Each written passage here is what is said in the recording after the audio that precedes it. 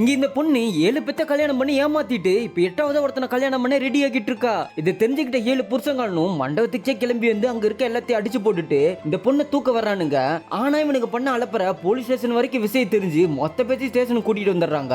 அங்க போய் விசாரிச்ச பிறந்தா தெரியுது இந்த பொண்ணு ஒருத்தனை கிறிஸ்டினாகவும் இன்னொருத்தனை முஸ்லீமாகவும் மூணாவது ஒருத்தனை ஹிந்துவாகவும் இப்படி பல பேத்த அவங்க போற நகைக்காக கல்யாணம் பண்ணி ஏமாத்திருக்கான்னு தெரிய வருது. போலீஸ்காரங்க அவன் ஹேண்ட்பேக்ல இருக்க ஒருத்தனோட போட்டோ எடுத்து அவ யாருன்னு கேட்கும் போதுதான் ஒரு கதையவே சொல்றா.